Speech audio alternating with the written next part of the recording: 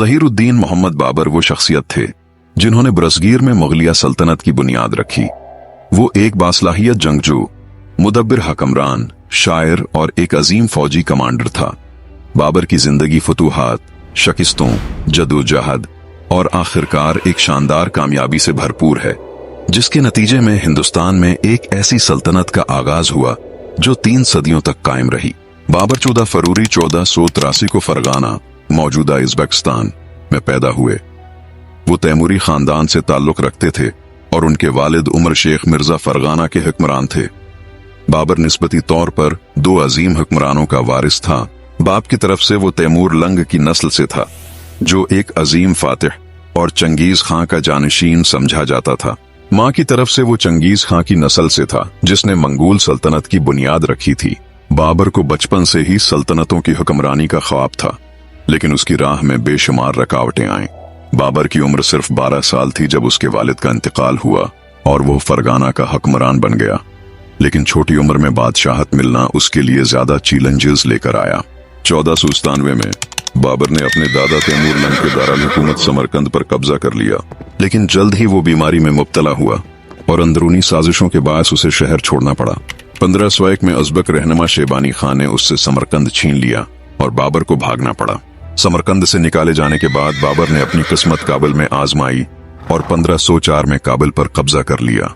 काबुल बाबर के लिए एक महफूज पनाहगाह बन गया, जहां से उसने अपनी फौजी कुव्वत को मजबूत किया और हिंदुस्तान पर हमले की तैयारी शुरू की।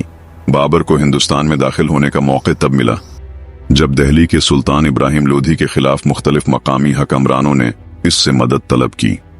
इनमें पंजाब के राजा, दिल्ली के कुछ उमरा और खास तौर पर दावलत खान लोधी और राजा सनहिया शामिल थे, जो लोधी सल्तनत से नाराज थे। बाबर ने कई छोटे हमले किए, जिनमें 1519 से 1524 तक पंजाब पर 5 हमले शामिल थे। आखिरकार 1526 में उसने हिंदुस्तान को मुस्तकिल तौर पर फतह करने का फैसला किया। बाबर और इब्राहिम लोधी के दरमियान 21 अप्रैल 1526 को मशहूर पानीपत की जंग लड़ी गई, जो हिंदुस्तान की तारीख का एक फैसला कुन मार्का था। बाबर की फौज तादाद में इब्राहिम लोधी की फौज से बहुत कम थी, लेकिन बाबर ने जदीद तरकी तोपखाने का इस्तेमाल किया, जो इस वक्त के हिंदुस्तानी लश्करों में आम नहीं था। उसने तोलगमा जंगी हिकमत अमली अख्तियार की, जिसमें फौज को दाएं और बाएं बाजुओं में तकसीम करके दुश्मन को घेर लिया जाता था। बाबर ने अपनी तोपों को शतरंज की तर्ज पर तरतीब दिया और ज़ुल्फ़कार नामी फॉर्मेट में अपने फौजी खड़े किए।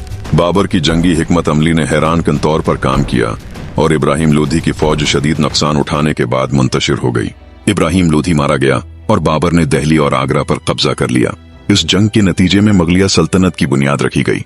पानीपत की जंग के बाद मराठा और राजपूत हुक्मरानों ने बाबर को एक हमला आवर समझा और उसके खिलाफ मुहाज बना लिया। सबसे बड़ा चीलंग मेवाड़ के राजपूत हुक्मरान राणा सांगा की तरफ से था। 1527 में खानवा की जंग में बाबर ने राणा सांगा को शिकस्त दी और मुगलिया सल्तनत को मजीद मुस्तहकम किया। इस जंग के बाद बाबर ने खुद को गाजी का लक़ब दिया। खानों की जंग के बाद बाबर ने राजपूत मुजाहमत को मुकम्मल खत्म करने का इरादा किया। चांदेरी का किला मधु सिंह के ज़ेरे कब्जा था, जो राणा सांगा के इत्तेहादी थे। बाबर ने जनवरी 1528 में चांदेरी पर हमला किया।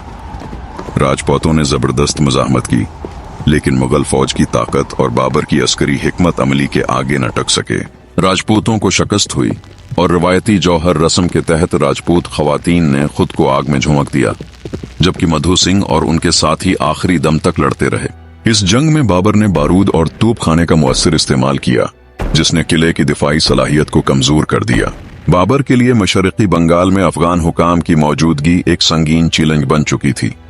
ये अफगान हुकाम बाबर के इक़्तिदार को तस्लीम करने से इनकार कर रहे थे और वो अपने इलाके में खुद मुख्तारी के लिए जदोजहद कर रहे थे।